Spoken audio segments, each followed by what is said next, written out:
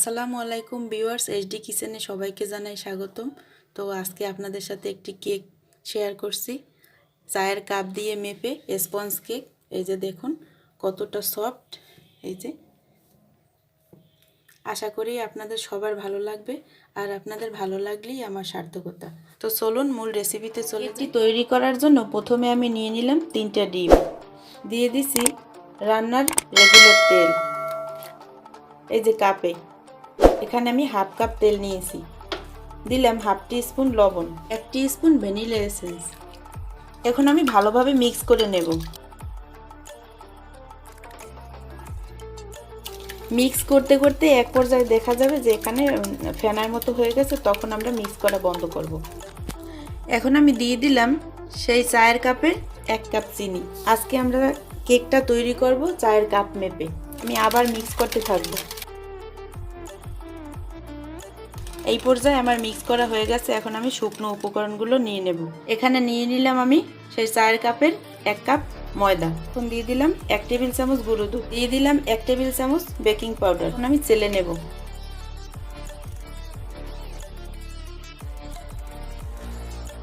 আপনি যদি ব্যালেন্সটা ঠিক রাখতে পারেন, সব মাপ যদি একুরেট হয়, তাহলে আপনার কেকটা অবশ্যই সুন্দর হবে এবং ফুলবে। আমি অল্প অল্প করে শুকনো উপকরণ দিয়ে দিলাম।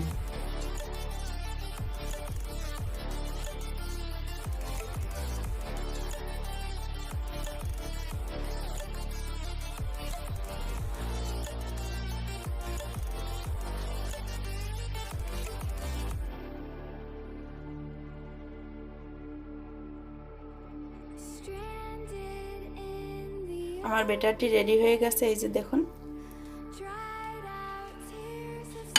এখন আমি নিয়ে নেব কেকের মোল্ড। এখানে আমি একটা মোল্ড নিয়েছি। এই যে ভিতরে একটা কাগজ দিয়েছি আর একটু তেল ব্রাশ করে দিয়ে দিছি। আমি এখন এই ঢেলে দিচ্ছি ব্যাটার।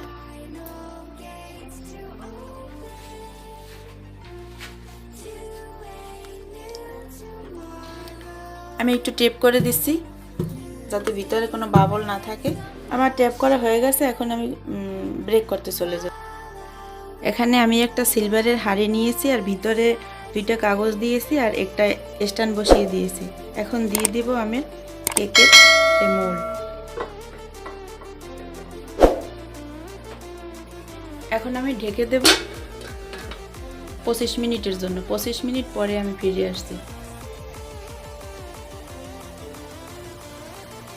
ফিরে আসলাম আমি 25 মিনিট পর। আমাদের কেকটি রেডি হয়ে গেছে। আমি একটু চেক করে দেখাচ্ছি আপনাদের। এই যে ক্লিন বের হয়েছে। এখন আমি ঠান্ডা করে নেব কেকটি। নামিয়ে নিচ্ছি।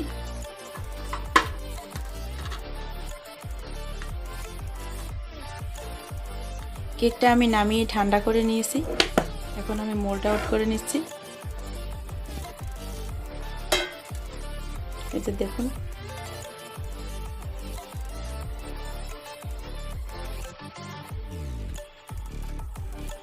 এই যে এত সুন্দর কেক যদি আমরা বাসায় বানাতে পারি, তাহলে দোকান থেকে কিনে খেতে হবে না। এই যে দেখুন স্পঞ্জ কেক তৈরি হয়ে গেল আমার চায়ের কাপ মেপে স্পঞ্জ কেক। এই যে দেখুন কেকটা কত নরম হয়েছে আর তুলতুলা। ভিডিওটি ভালো লাগলে অবশ্যই একটি লাইক দেবেন এবং সাবস্ক্রাইব করে আমার পাশে থাকবেন। আল্লাহ হাফেজ।